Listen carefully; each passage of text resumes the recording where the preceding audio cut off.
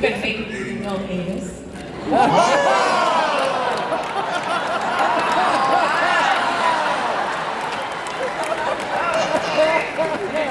There you go, Mama.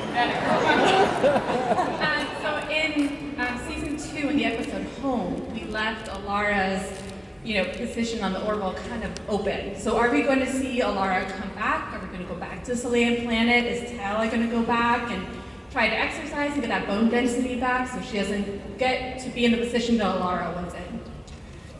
As far as Alara is concerned, the door is always open for Alara to make an appearance. We love that character, and we don't know yet if she's going to appear in season 3, but because we're not finished writing the shows, but there's always a possibility. I mean, the audience loves her, we love her, and I think it's a cameo here and there is I think is fun for the audience. As far as whether Tal is going to go back to Saleya. Again, I don't know. We're still in the process of hashing everything out. It's an interesting planet that I think we want to learn more about. We know a lot about Moklis, but not a whole lot about Saleya. So it is possible that Tala will take us back there at some point in the near future. Good to know.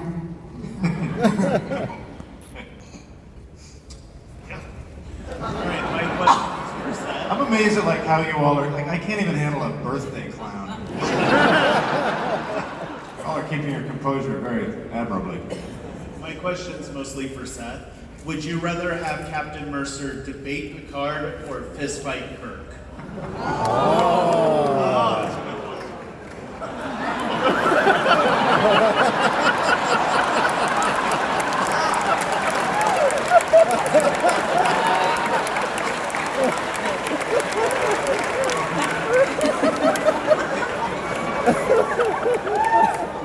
Thanks a lot, fellas. Kirk now or Kirk then? I think either way, Shatner would probably kick my ass. I would probably debate Picard,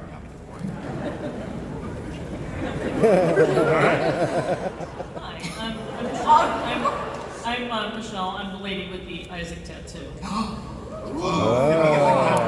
Can we get the camera on this? This is amazing. Tilt down. Right here. Look at that. Oh my God. Yeah. He's holding up the hand. Look at that. Hope we don't get canceled.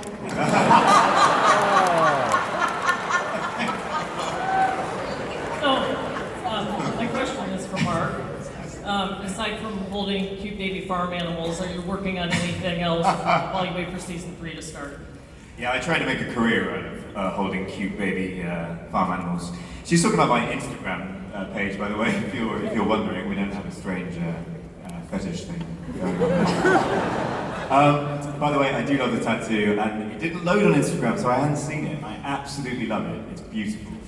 I have been chronically unemployed, so I'm looking forward to season 3. It's the answer to your question. Hey, Jay, you wrote and directed a movie in your time off, I heard. Right. Oh, yeah. All right. You don't want to talk about it? No, I'll talk about it. Yeah, I made a movie. I wrote a movie. I made a movie. It's called Wednesdays. I'm an idiot. Because thank you. I took all my money from the movie or from the show, and people were like, "You should invest or buy a house or something." And I was like, "I'm gonna make a movie." Hopefully people see it. So yeah. Anyway, I was very happy to make the movie, and yeah, it's called Wednesdays. Yep. All right. Well, next question. Okay, hello, my name is Andre, and I have a question for my hero, Seth MacFarlane. Oh, you need to raise your standards. I'm not that cool. Sorry about that.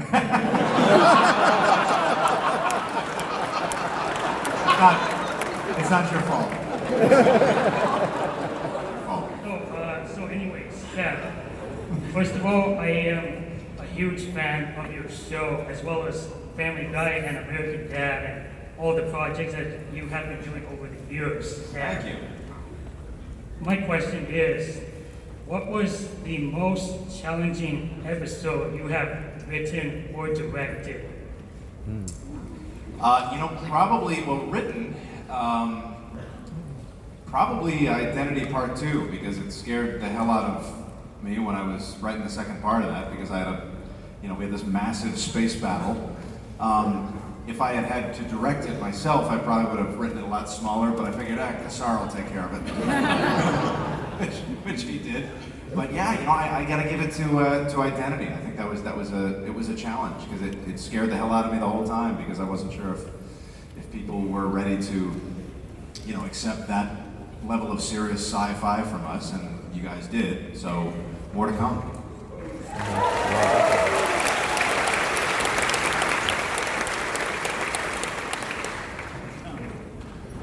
Hello, my name is Jared.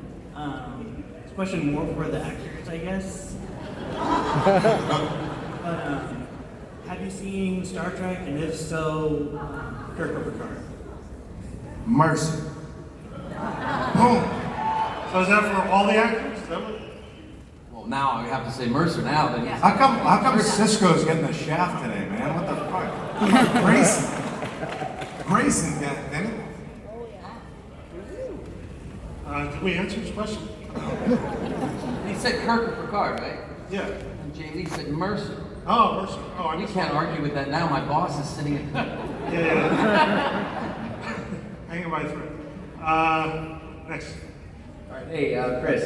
So I was wondering, with Boris's battle with porn addiction, how do you guys schedule the simulation room amongst the crew? And is it cleaned down after that? Self-clean. That is a big question that I guess we're still working, because it does always seem like people just walk in, doesn't it? Oh, the door In locked. the middle of a simulation, and somebody just walks in. I always figured there'd be like a sign-up sheet somewhere. We did an episode where there was a reservation, remember? And you guys were boxing with Alara. They didn't, remember? Didn't So there must be a. Oh, that's right, yeah. It's a mix-up. It's the open table of. They came in with the powdered wigs. It's courtesy. Yeah, presumably there's somebody somewhere who's, clerking that whole thing. Third season. We'll cover that. Next question. Hi. So my boyfriend was too scared to ask, so I came up here. That he's super jealous. But what I wanted to ask is, with the limitless potential for alien species, is there going to be any new, unique character powers we can expect to see, like Alara's strength? Yeah, that's always a possibility. To me, it's more like what are the unique and bizarre customs. He's not even listening to the answer. I know. The longer I take, the more deadly it gets out there. I think it's hard to say. I mean, it's generally like what's we start with the idea of like what's a strange and bizarre custom that is different. Not so much a power, not so much an ability, but what is different about this planet and how it evolved than ours. And so, sometimes that'll lead you to some sort of a special ability, sometimes not. That's usually kind of where we. So that's how we came up with the social media planet. But yeah, that's a windy, terrible fucking answer I just gave you. I don't think you actually answered it. No.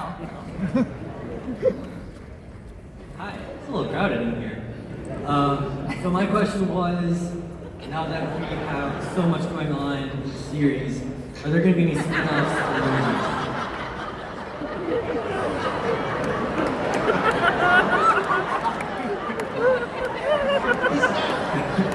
Yeah, if we don't get sued, I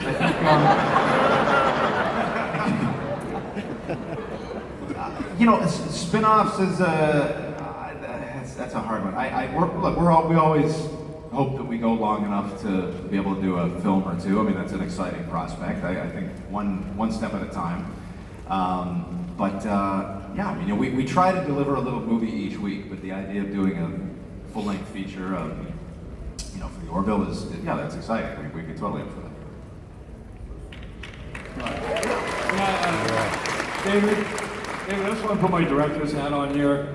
Guys, just back off a bit. Will you just back off? You're a locker. Look at me. Back off, back off, back off. He has Yoda, come on. And they listen to me like they do on TV.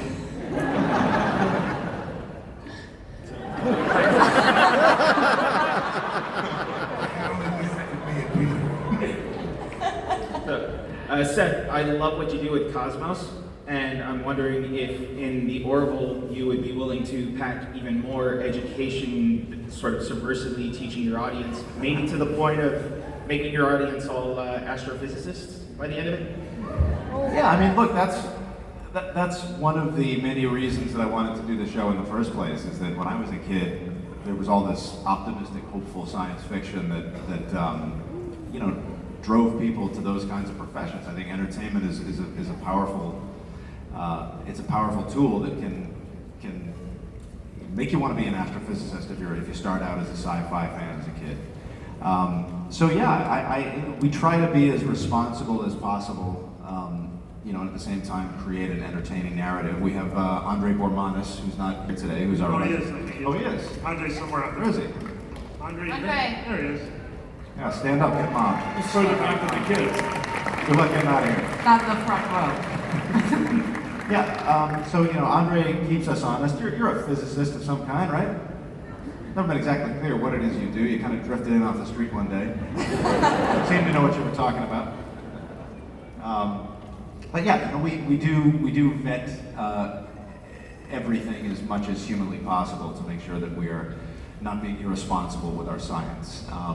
You know, there are occasional things like how do you explain two Kellys in a way that scientifically makes sense? Those larger problems are the big challenges, but we try to, where we can, we try to keep the science real.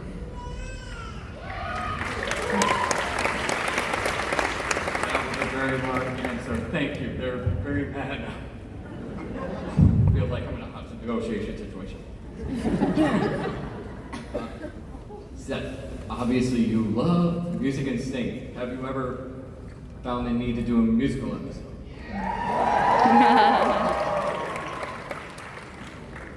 We get asked that often. I have no idea how that would work. It's you know, Buffy did it, but that's a very different show than we are. I don't know. There would have to be a reason for it. It would feel very fourth wall and maybe a little self-indulgent for all of us. What about a dimension? What about what? We're going to a different dimension. It's the only way to communicate. Well, like a Roger song. Stein dimension. I don't know how it works. I don't know. You know, Scotty sang twice this year, right? He sang 2 songs. What were the 2 times? He sang twice. He sang to Isaac, Goodbye Party. That was one of my favorite things to do. He wants you to sing. It really was to walk up to a robot, right? I can call you a robot. Well, AI is officially. And sing that song was one of my favorite scenes to do. Are you asking me to do it? Yeah, I am. You gotta look in my eyes. No, no, seriously. Oh, guys, this is one of the most amazing things that will ever happen to you if it does. Take your pants off again. If I do this right, he's gonna take his pants off. I mean, they're already off. Just go. You would never ask me why my heart is so disguised. Just can't live a lie anymore.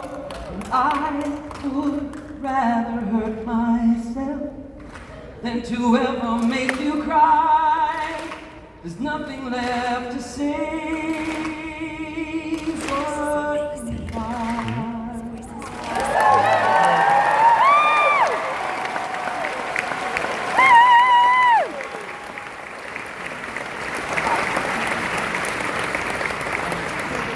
But no musical episode. Next. Thank you for this. Reminds me of a grinder date I went on recently. That's more than a date, mate. Yes, 8 days. Thank you for this. Lyden and Fortis. You guys remind me of my parents. Are you guys ever just gonna get divorced someday? Yeah, they're gonna die.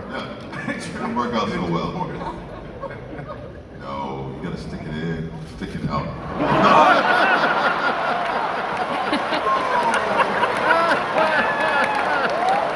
That's how it works, baby. That's how it works. It keeps us together.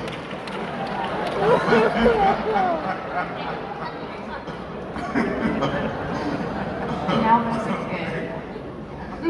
On the back of the sign it says, please be aware, many members of your audience may be under 18 years of age. It was literally a slip of the tongue.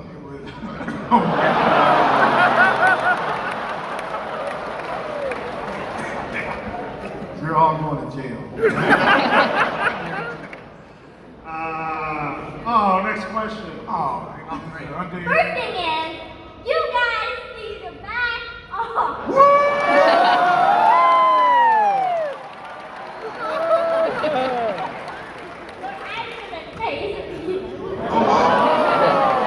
What's she saying? I'm gonna phaser you. But my question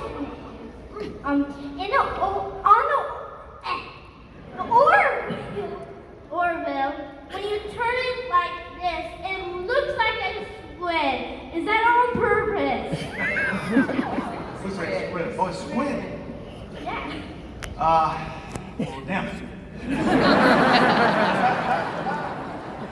That's all I'm going to be able to see now.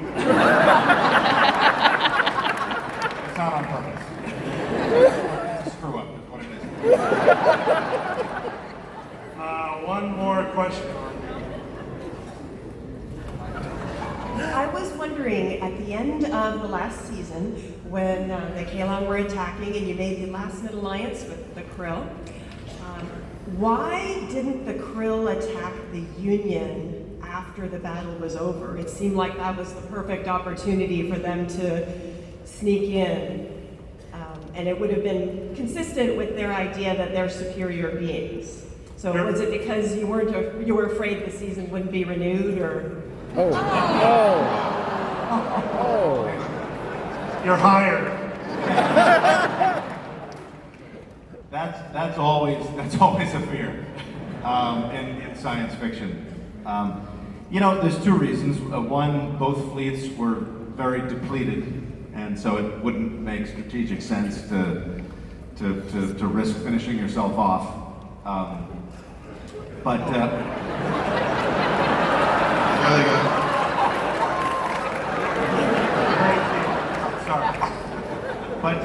on top of that, I'm always a fan of the premise that there's no alien race that is 100% evil. There's always some humanity in every single one of these alien species, and the Krill, in fact, we're honoring the agreement. That's kind of the way I saw it, and maybe that's naive of me to hope for a world like that. All right, well that's it. If you haven't been to the Orville experience, it's at